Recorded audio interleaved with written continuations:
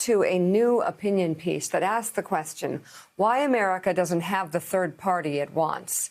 Recent Gallup polling shows a record number of Americans identify as independent and favor a new political party. Reading from the column, quote, in any other industry, if half the customers disliked the only two major brands and nearly two-thirds of customers desired an alternative, there would be a new product on the shelf yesterday. Joining us now, author of the column, Nick Troiano. He is executive director of Unite America, a group working to bridge the growing partisan divide and foster a more representative and functional government. Nick is a former independent candidate for Congress and opinion contributor for The Hill. Go ahead. So, Nick, thanks so much for being with us.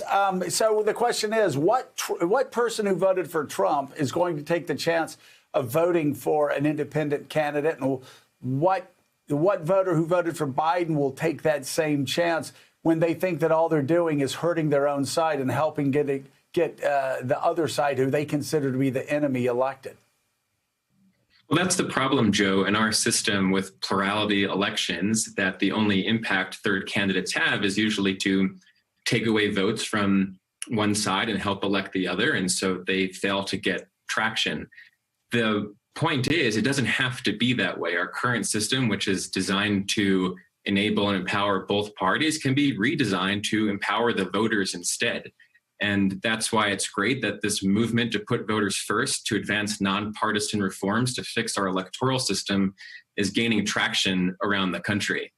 Because I think the key thing to realize is, for the two-thirds of people who want a new option, who are dissatisfied with governance and don't feel well represented, is that the division and dysfunction that we see every day is a function of good people stuck in a bad system with broken incentives that increasingly push us to the extremes. And so the reforms that we need will not only level the playing field for new competition, but help Democrats and Republicans govern again. If we can't get a third party, let's at least get two that can govern. Michael Steele. So, Nick, it's good to see you, brother. Let's wheel that out a little bit further. So what kind of reforms are we talking about here? When the system is stacked the way it is stacked, both parties do not want a third force on the playing field. They just don't want that. And it's designed to prevent that from happening at the state and county level, where a party naturally would form itself. You've got a growing number of Americans who are now saying, I want a third way. I want to look at those options. How does that begin to materialize itself effectively, pushing up against the system that doesn't want it to begin with? What kind of messaging, organization structure, what should we be looking at to make something like this a reality? Well, the good news is that the Constitution doesn't prescribe the way that we do elections. It gives the states and Congress that power. And so more states should do what Alaska just did in November, when it passed a ballot initiative that did two things. At first, it replaced partisan primaries with a single nonpartisan primary that will advance the top four finishers to the general election, where voters will then have the option to rank their candidates, and whoever gets a majority of votes wins. The impact this has is to give voters a lot more power, an equal voice in the primary, and they can vote for whomever they want in the general election without worrying about splitting the vote. The outcome is not only more competition and participation, but elected leaders who are now incented to put country over party. And we've seen that, for example, with Senator Murkowski, who's up for election next year. When she was among the handful of Republicans who voted to convict President Trump in this last impeachment trial, she knew she wouldn't have to face another closed Republican primary next year, but instead get to make the case to all the voters who represented her, as it should be. Now, that can be done in all other states, and we've already seen these reforms, nonpartisan primaries, ranked choice voting, gain traction in other states. It requires us to put a lot more focus, not just on who we elect, but how we elect, because it's the systems of our elections that determine the behavior of those whom we put in office. Kasie Hunt, jump in.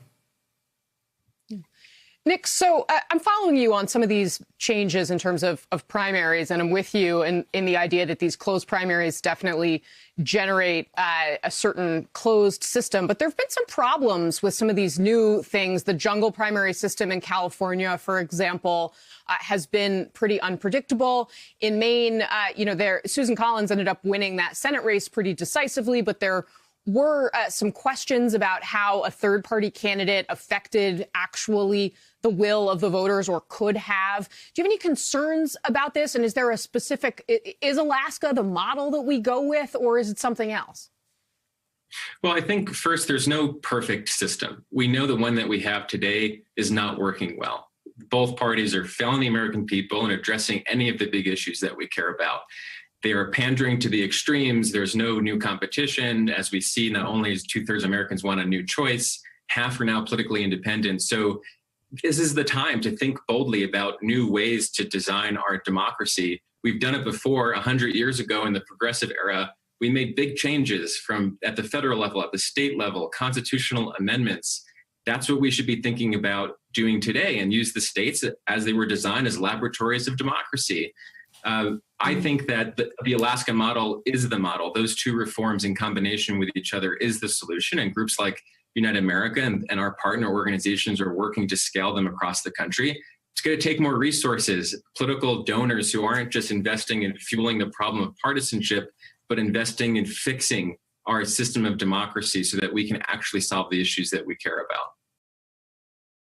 Hey, thanks so much for watching our YouTube channel. You can follow up on today's top stories and breaking news, or catch up on your favorite MSNBC shows all in one place. Download the NBC News app today.